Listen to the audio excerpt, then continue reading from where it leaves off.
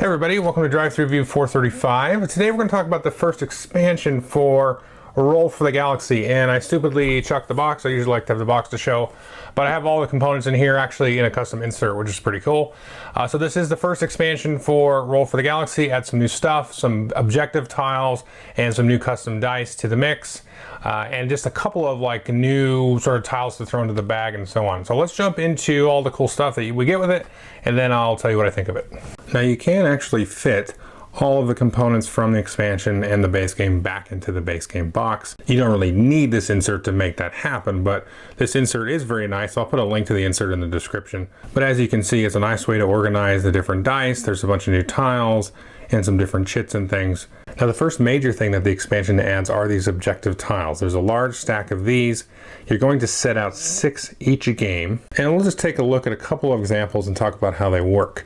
So this one, for example, says you'll check it during a development phase, and if you have 3+ developments with reassigned powers, you'll be able to win this objective. Now multiple players can win an objective. If more than one player wins the objective, they all get the reward. And just some other examples of the types of objectives, you have this one here, and this was you need at least 1 power in each of the 5 phases. This one requires you to have 4 different colored worlds, not including gray.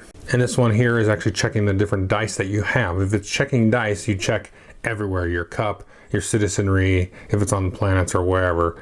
And in this case, if you have 3 or more purple dice, you could win this one. Now what happens when you complete this objective? Well, in this case, you can see we've got these 3 icons here in the upper right. And that means you'll win 3 talent counters. In this one here, the one that required all those different development powers is going to reward you a little bit more because it's more difficult. And the expansion comes with a whole pile of these talent counters. You can see they're double-sided. One side will have 1 victory point, so if you keep this to the end of the game, it'll be worth 1 point. However, you can spend it, and you can see on this side, there's a little asterisk. And the asterisk just acts like a wild face on any of the die that you get normally. And you can assign this during the assigned dice phase to any of the different rolls that you want. So you could either keep it for a point or use it to buff up one of the abilities. The next major thing that the expansion has are these 2 new types of dice. And you can see they're orange entrepreneur dice and then black leader dice. Now everybody will substitute one of their white dice that they start with one of these black leader dice. You have those at the beginning. And then the orange dice you can accrue through different starting worlds or different worlds that you build and things. But these are functionally very, very similar. Now on some of the faces of the dice, you'll see 2 roles depicted, in this case settlement and explore. And that means you can take the die and assign it to either of the different roles. So in some ways you can kind of hedge your bet. So if we wanted to put it here under explore, if the explore phase is triggered, or maybe we triggered it ourselves, then it will go ahead and act as explore. But if Explorer is not called, then we can move it over to Settle. And if Settle was called instead, then we've got this sort of backup dice. So whenever it depicts 2 different roles, you kind of have a little bit of a backup there. Now some of the faces of these dice will show a role, like production in this case, and they'll also show a dollar symbol. These act just like normal dice, except when you actually resolve the dice. So in the case of this production world, if we'd actually consumed or traded this dice, instead of going back to our citizenry, we're going to put it right back in the cup. So if we'd use this face here, this is a ship die, after we use it, instead of going to the citizenry, because it's got the dollar sign, it just goes right back into the cup. So it's sort of like a free action in a way. You don't have to pay to get it back in the cup. Finally, there are some new tiles you put in the bag. I believe there's 5. But then there are also a whole mess of these new starting tiles. And there's a whole mess of these. I'm not going to go over too many of them, but there's a bunch of these double-sided ones as well as the single-sided ones. You can see this little icon here denoting that it comes from this expansion. And just one example here, you can see that this Star Nomads world will give you one of these orange entrepreneur die as well as a blue novelty die. Okay, so that's just about everything you get in the box. What do I think of it? Well, I think it's great. Now, I was a big fan of the goals in the original Race for the Galaxy. I thought it added some nice dynamics to the game, give you some different avenues to get victory points and score that way. And I like that here because, you know, you're trying to score points by building certain things, getting combos with your 6 cost developments, and then also, you know, doing consuming or trading, and you're getting points and money that way. So you've got those different avenues that you can explore. But I like the kind of wonkiness that the goals or the objectives in this case add. So sometimes it might say, hey, if you have like 3 goods of all the same color, I'm just making that off the top of my head, but you know, on your tableau of worlds, then you get this. Or if you ever stack up 5 dice on one of the actions or one of the rolls that you can take, you can get that.